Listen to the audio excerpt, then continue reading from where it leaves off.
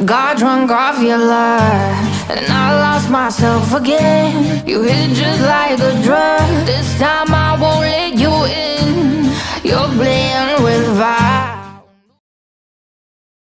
Herkese selamlar arkadaşlar. Lords Mobile'de bugünün etkinlikleri olsun, yarının işte günün değerlendirmesi ya da ileriki zamanın değerlendirmesine şöyle bir bakalım.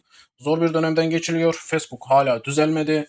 Sıkıntılar hala sürüyor. Zaten çoğu kale arkadaşlar sıfırlandı. Facebook'a bağlı olanların çoğu sıfırlandı. Kimisi de var mesela benim gibi hesaplardan çıkamıyor. Benim mesela Facebook bağlı hesabım, ana hesabım da aynı şekilde. Bazı hesaplarımdan çıkış yapamıyorum. Çünkü çıkış yapsam bu sefer geri dönüşü olmayacak. Hani hesap aktarımı yapamıyoruz. Başka bir oyuna geçiş yapamıyoruz. O da sıkıntılı bir durum. Çünkü ona geçeceğim bu sefer. Facebook'un ne zaman düzeleceği belli değil. Sen kendi kalenine bu sefer kalkıp da oynayamayacaksın. Yani bu sıkıntı sadece hani oyuna giremeyenlerle alakalı bir durum değil. Oyunun içerisinde olup da hani bu sefer diğer hesaplar ne olacak? Hani Gmail'e bağlı olan hesaplar var mesela, onları düşünün. Adam ona gidiyor. Bu sefer ana hesabını örnek kullanamayacak. Kaç gün sonra yapılacak? 10 gün sonra ama 10 gün boyunca öteki kalesini kullanamıyor. Düşün adam.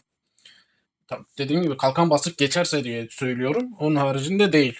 İşte tek sadece bağlantı kopukluğuyla alakalı değil. Ya bizler de etkilendik. KVK Savaşı'nda zaten arkadaşlar çok oyuncum sıfırlandı. Benim de çok oyuncum sıfırlandı. Geceden bir vurmaya başladılar. Dedim arkadaşlar bırakın.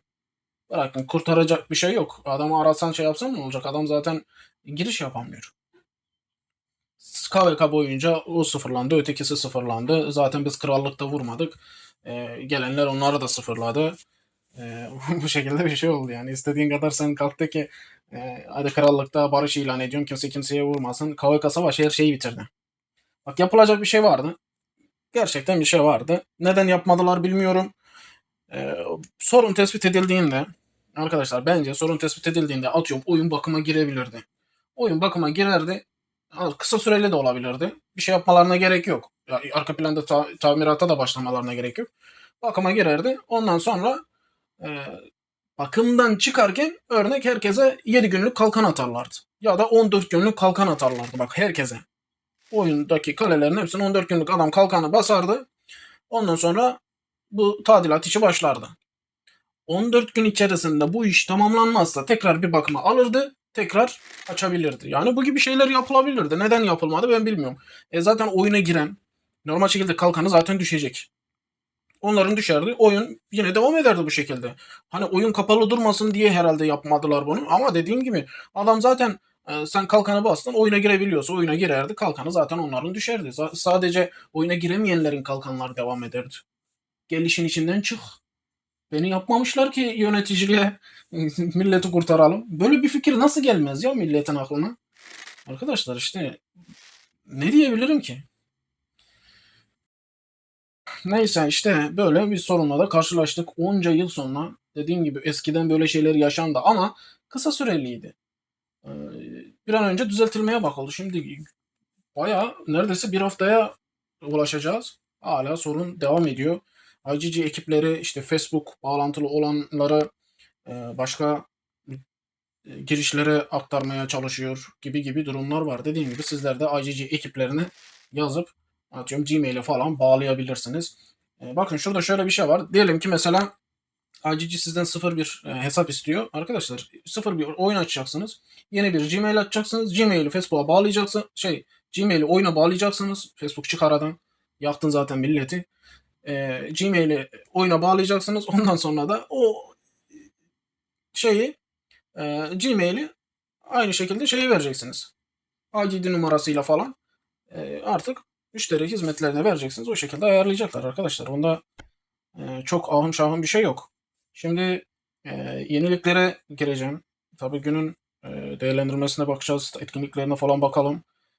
Birkaç gündür zaten tam doğru düzgün bakamıyoruz. Arkadaşlar yeni bir lider görünümü geliyor. Bu şekilde Kutup Avcısı isminde menzil saldırı desteği veriyor. Şöyle baktığımızda evet sefer hızını arttırıyor. Yine değişiklik yok. Evet bu şekilde bir lider görünümü oyundaki kahramanlar da Mobile Legends'a falan benzemeye başladı. Diyebilirim yani. Farklı farklı karakterler gelmeye devam ediyor. Şimdi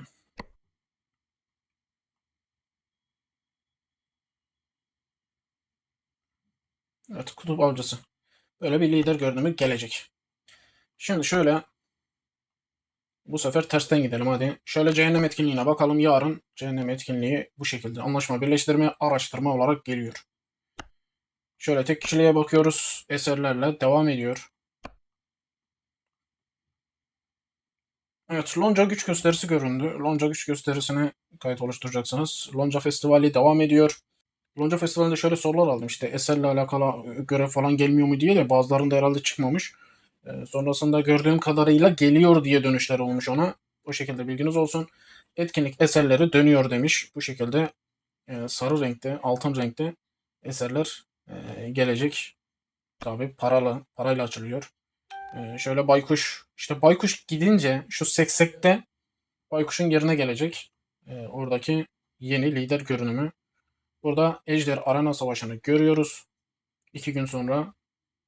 Ya bunu da görünce otomatikman şunu düşünün arkadaşlar. Arena Savaşı'nı siz normal yapacaksınız. Ee, Ejderha güç gösterisi savaşları aynı şekilde başlayacak. Orada zaten sonlara yaklaşıyoruz. Onlar için tahminde bulunmanız lazım. Ona da bakmak lazım. Biz de bakmamız lazım da. Olmadı yarın falan onu ayarlayalım. Bir bakalım nasıl yapacağız. Evet, indirim keyfi devam ediyor. Şöyle krallık emekleri son 3 günde bol bol hediye. Şunu alalım. Evet, Kaos Arenası. Kaos Arenası'nda arkadaşlar yarın büyük ihtimalle sizlerde bir bakım gelecek. Bir bakım olacak. Bilginiz olsun. E, Buraya ben detaylı bakmadım ama sizlere yine de göstereyim. Siz kendi kendinize karar verin. Herhalde buradaki alınan puan mı artmış? Burada bir yenilik olmuş. Bakın bir güncelleme yaptı herhalde Kaos'a.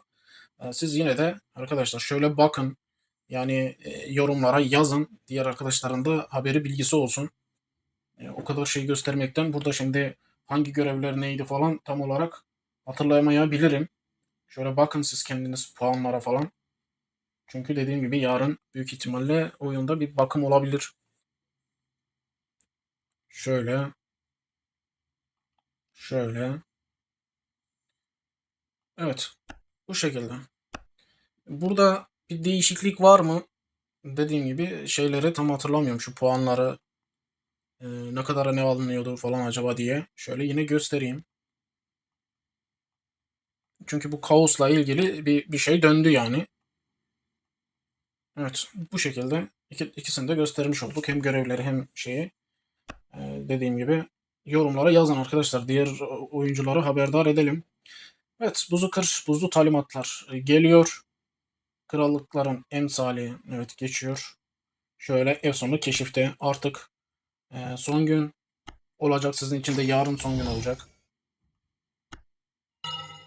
Şimdi şöyle baktığımızda sandık açmışız. Kale teması. Kale teması %33 alamayız. Sanırım büyük ihtimal alamayacağız. Ama kale temasını ücretsiz alanlar tabii ki var. Ben bizzat gördüm yani. Alanlar var arkadaşlar. Açalım. Şöyle bakalım nereler. Şöyle açıyoruz.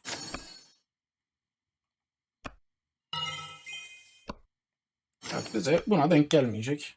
3 tane geldi. Buradan hiçbirini açamadık. Şunu bile açamadık. Şimdi arkadaşlar dediğim gibi orayı açamadık. Buradan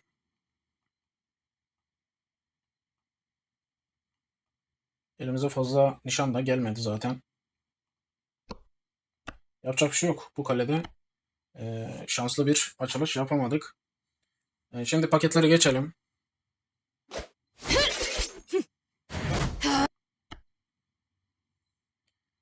Evet, burada kupon etkinliği devam ediyor. Şöyle sınırlı süre güneşte eğlence yaz indirim olarak 2 paket devam ediyor. Süper tekliflerde yıldız taşlarını görüyoruz. Burada barbarı görüyoruz. Evet, şimdi şey yaparken bu barbardan da bahsedeyim. Ne oldu, ne ayaktı, bu barbar buraya niye geldi girdi? Ben anlamadım arkadaşlar. Neden değişmiyor ya da mesela burada sınırlı süreli buradaki paketlerde neden kahramanlar değişmiyor? Bir tanesini değiştirse mesela böyle yine 4 paket halinde buysa yarın aynı şekilde değiştirse dersen ki ilk paylaştığımda öyle dedim çünkü dedim ki hani sanırım değişerek gelecek.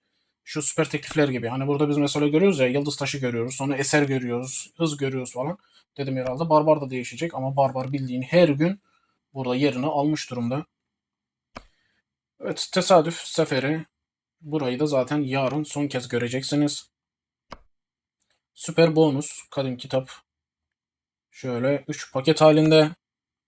Burada kutsal kılıç 3 paket halinde. Evet, burada özel paketlere bakalım. Şurada labirent mücadelesi var. Şöyle bakıyoruz. Düş çalısı var burada. Ordu saldırı desteği veriyor ve eğitim hızı veriyor. Şurada da salyangoz gelmiş. Let my voice soothe your soul.